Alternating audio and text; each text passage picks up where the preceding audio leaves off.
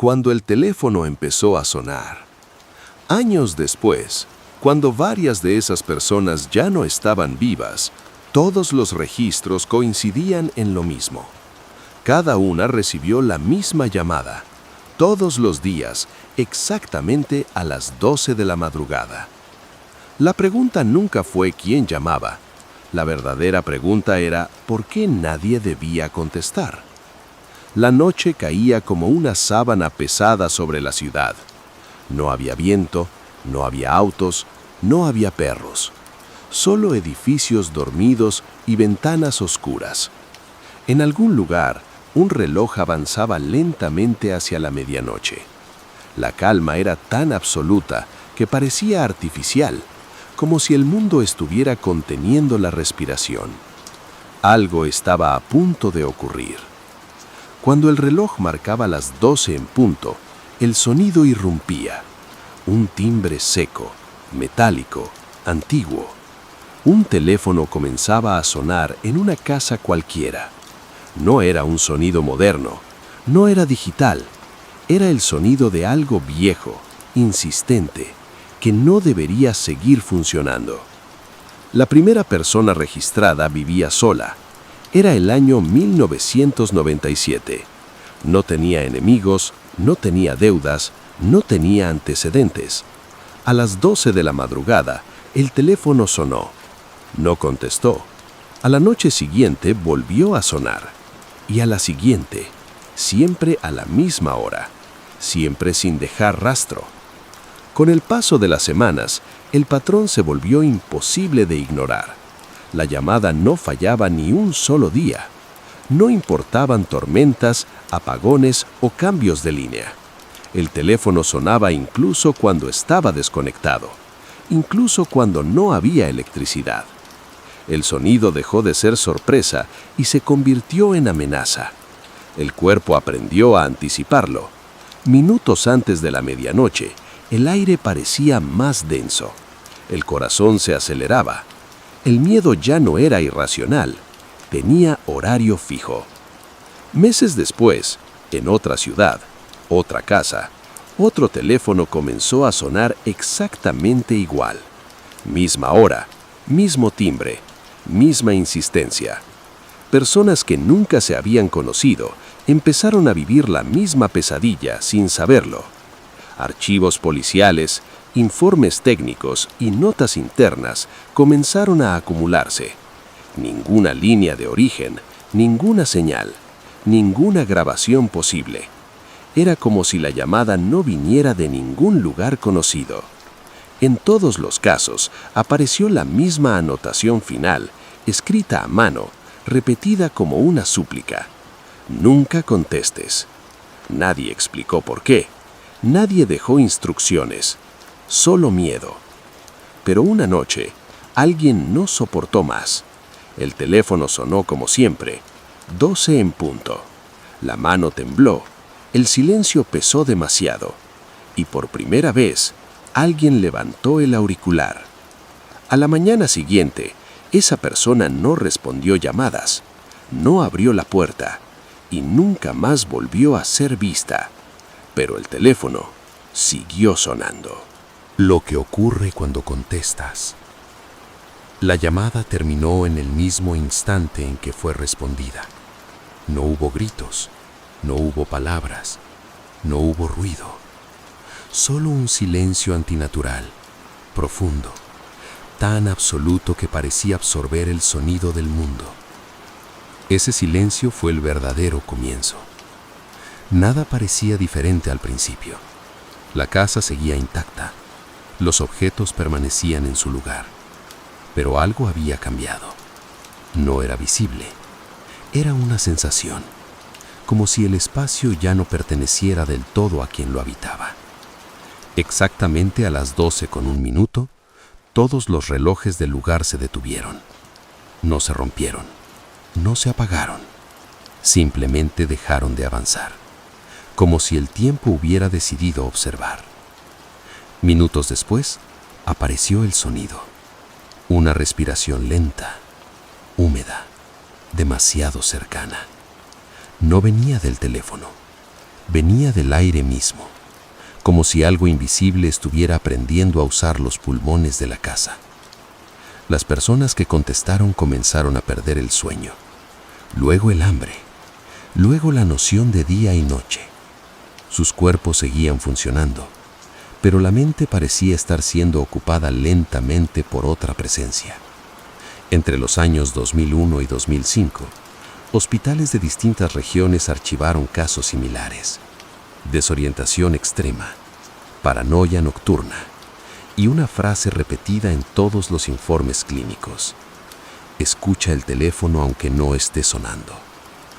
Tras haber contestado una vez, el teléfono no volvía a sonar diariamente. Ahora lo hacía solo una vez más, 7 días después, a la misma hora, como una confirmación. Quienes sobrevivieron lo suficiente describieron la misma sensación. Ya no estaban solos. No era una figura, no era una voz, era una certeza constante, pegada a la espalda, observando desde adentro. Exactamente 7 días después de la segunda llamada, las personas desaparecían, sin violencia, sin huida, sin señales de lucha. Simplemente dejaban de existir en los registros del mundo.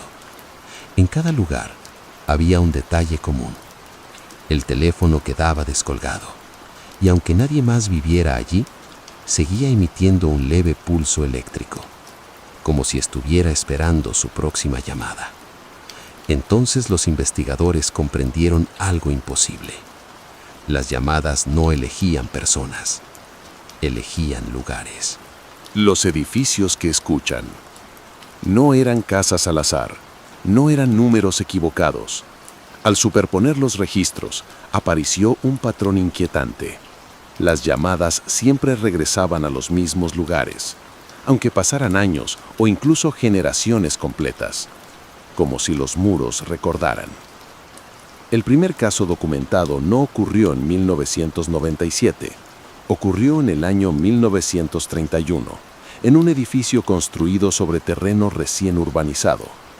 Nadie sabía qué había allí antes. Cuando ese edificio fue inaugurado, los teléfonos aún no eran comunes. Sin embargo, los archivos hablaban de campanas que sonaban solas, golpes a medianoche y vecinos que despertaban exactamente a la misma hora.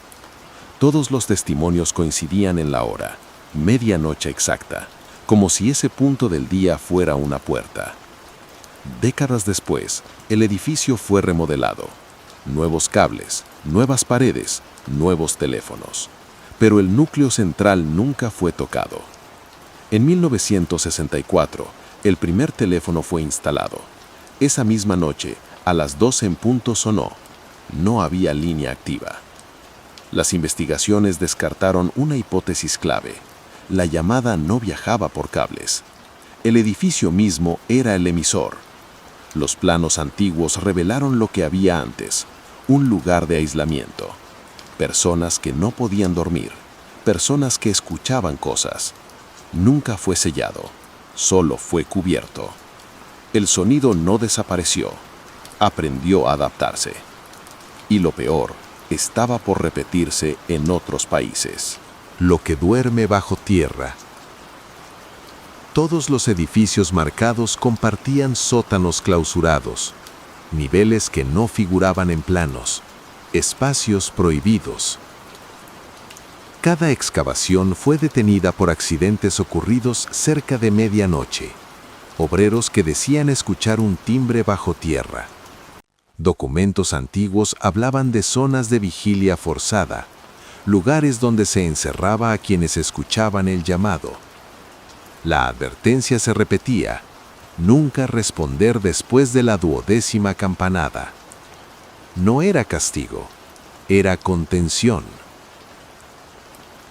Con el tiempo, estos lugares fueron olvidados, sellados, cubiertos. El ritual se rompió. El sonido cambió. Aprendió a usar campanas, luego teléfonos, luego cualquier timbre. Cuando alguien contestaba, no era llevado físicamente, era absorbido, alimentaba lo que dormía debajo. Cuantas más respuestas, más fuerte se volvía. El último documento decía: si deja de llamar, es porque ya salió. Y una noche, el teléfono no sonó. La noche en que el teléfono cayó, el silencio fue advertencia. A la mañana siguiente, el edificio estaba vacío. 112 personas desaparecieron sin huir, sin luchar, sin dejar rastro. Los técnicos detectaron un latido bajo el suelo. La llamada había completado un ciclo. El caso fue sellado por miedo. Otros edificios comenzaron a callar. La teoría más temida surgió. El sonido no buscaba comunicación, buscaba traslado. Después del silencio, personas comenzaron a despertar a medianoche sin llamadas. El sonido ya no necesitaba timbres. Cuando la llamada te sigue. Las desapariciones se dispersaron. Hoteles, viajes, tránsito. El sonido ya no era externo, era interno. Todos los afectados habían pasado alguna vez por un edificio marcado. La marca no era visible, era una resonancia. No se podía huir. La medianoche no dependía del reloj. El sonido aprendió a usar la memoria humana. Se propagaba por cercanía. La humanidad selló el sonido una vez. Luego lo dejó entrar en sí misma. Ya no hace falta llamar. Millones despertaron al mismo tiempo. El mundo quedó en silencio absoluto. Todos sintieron lo mismo. El sonido nunca fue un llamado externo, era una advertencia. Cuando dejó de llamar, ya no hubo separación, no hubo invasión, hubo integración. El mundo siguió funcionando, pero nadie volvió a dormir igual. Los teléfonos no volvieron a sonar. El último registro decía: ya no escucho la llamada, ahora escucho todo. Esta historia no termina aquí. Nunca fue para que alguien contestara. Siempre fue para ver quién estaba escuchando. Y ahora ya no hace falta llamar.